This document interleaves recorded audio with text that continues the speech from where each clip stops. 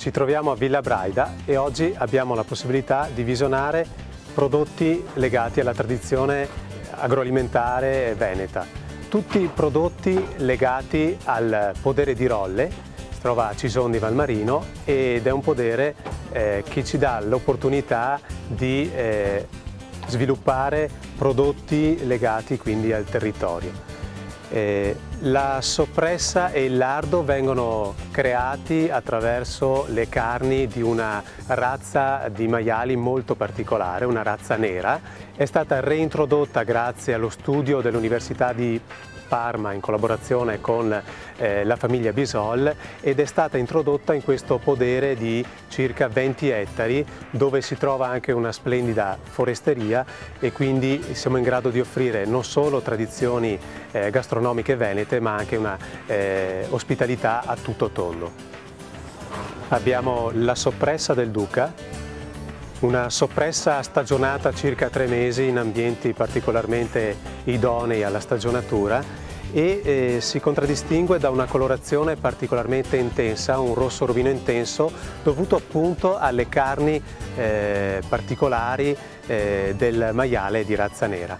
Passiamo poi al lardo, un lardo speziato. Ecco, il valore aggiunto di questo lardo è, al di là della sua tenerezza, la particolarità nella stagionatura.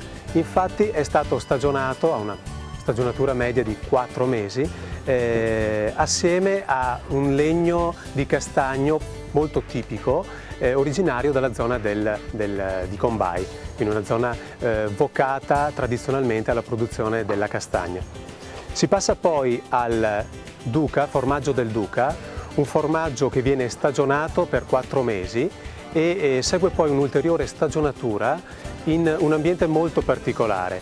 Infatti si vanno a creare degli strati di forme, di formaggio all'interno di barrique di rovere francese e ad ogni strato vengono aggiunte delle vinacce di passito e del passito di prosecco, il Duca di Dole per l'appunto, da cui prende il nome questo prodotto, e quindi parliamo di un formaggio cosiddetto ubriaco, un formaggio molto tradizionale, molto tipico, il cui contatto con le vinacce e il passito di prosecco rendono questo formaggio per l'appunto molto morbido e molto profumato. Abbiamo infine la farina, una farina particolare di frumento di grano tenero, una farina che viene ad essere macinata a pietra ed essiccata secondo metodi naturali. Dà poi la possibilità di creare una variegata possibilità di forme di pane che ci sono state create per l'appunto in questa occasione dall'Associazione Pane e Cinema. Sono Giordano Giordani, presidente dell'Associazione Pane e Cinema, un'associazione che da 5 anni promuove un certo tipo di cinema abbinato a un certo tipo di cucina. In forma di catering noi proponiamo delle serate su alcuni temi e sulla base della tipologia del film che proponiamo abbiniamo alcuni tipi di cibi che si sposano bene con il tema del film che noi abbiamo proposto. Oggi qui siamo a proporre il nostro pane con una formula diversa, nel senso che abbiamo utilizzato farine che la Bisol ci ha procurato. Il nostro pane ha una pasta madre di oltre 100 anni che l'abbiamo recuperata in Sicilia e è prodotto con il sistema della lievitazione naturale. Cotto a legna, oggi lo vedete sotto forma di pane e poi proponiamo anche una serie di focacce e dei dolci sempre con la farina che gentilmente ci è stata offerta dalla ditta Bisol.